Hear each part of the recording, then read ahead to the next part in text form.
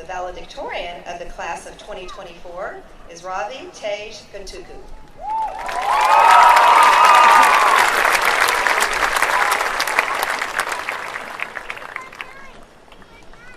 Good evening, everyone, and congratulations to the Lake Travis graduating class of 2024.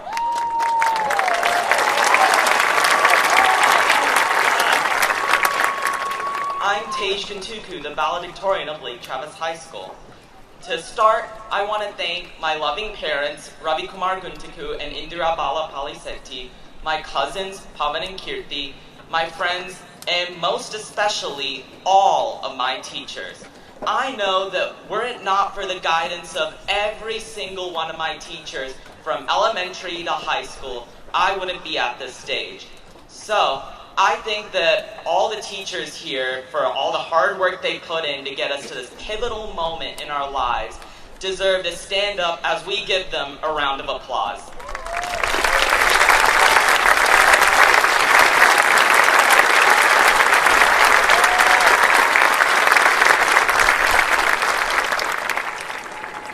In particular, I'd like to thank Mr. Monahan, Dr. Gardner, Ms. Foy, Mr. McCarg, Ms. Wheatley, Ms. Prisha, Ms. Sargsian, Mr. Hubaker, Mr. Simmons, Ms. Knox, and Ms. Melanie for guiding me throughout these past 4 years and enabling me to grow.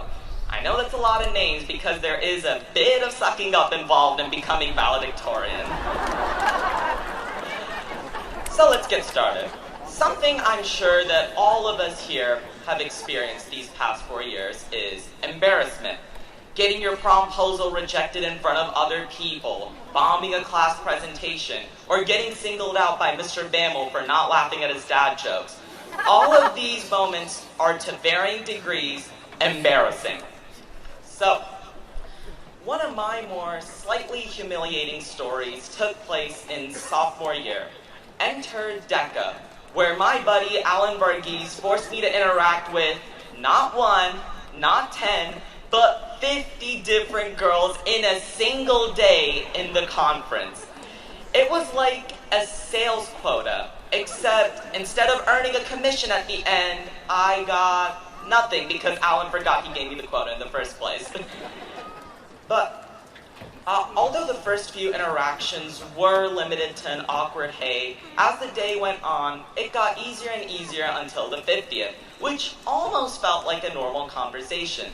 You know, from the perspective of a nerdy, socially awkward sophomore. Generally, we view these types of memories as unfortunate byproducts of our circumstances or immaturity. We try to suppress them, or at the very best, uncomfortably laugh about them if they're mentioned in a conversation. However, I think that there is something beautiful happening whenever we blush. We are making ourselves emotionally vulnerable. And our phone glued generation certainly is hungry for the lessons of emotional vulnerability.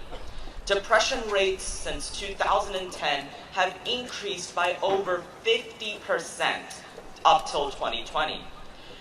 Part of the reason for this tragic reality is that Gen Z, our generation, has been over-sheltered and coddled from risk, which makes even the slightest failure all the more devastating. So, perhaps the most potent antidote to all this doom and gloom is to, as Taylor Swift suggests, embrace the cringe. Indeed, just as Brad Pitt in Fight Club proudly proclaimed that he didn't want to die without scars, I don't think I, or anyone here, should go without embarrassment in our lifetimes. Before I conclude, I want to tell you a story when even I, unlike Kendrick Lamar, was taken out of my element. That is, the first time I went to the gym. Initially, I was mortified about going to the gym, especially because I thought that people I know might see me there. Indeed, I thought that everyone at the gym would be jacked Sigma males who call me a little wimp after seeing me struggle to raise the bar with no weights in it. Okay, part of that reason for that fear might have been the fact that I, too, at one point in time last year, was the not-so-jacked Sigma male AP research editor who bullied everyone's papers, for which I publicly apologize. However, at the insistence of my friends Evan Olson, Satvik Kumar, Madison K., and Reba Acharya, I finally went to Gold's Gym. And although I was, for quite a while, the little wimp who couldn't raise the bar, it didn't really matter because no one even looked at me, let alone judged me, because everyone at the gym was there to improve themselves. And it was much easier to push myself with my friends' constant constructive criticism and support. To give a more broad perspective on this, we are all destined to make mistakes. And it's much easier to combat our natural aversion toward failure when we have our friends there to stand beside us, to fall with us, and to pick us up when we fall. Just as my fellow graduate Owen Lowe once said, the 4 most comforting words a student can hear are, "I haven't started either."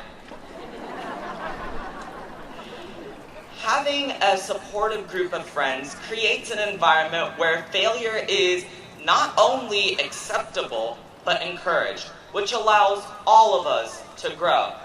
So, class of 2024, as we walk the stage tonight and reminisce upon these past 4 years, maybe at the dinner table conversations or the parties, just remember to perhaps discuss some of those embarrassing memories and the people you shared them with.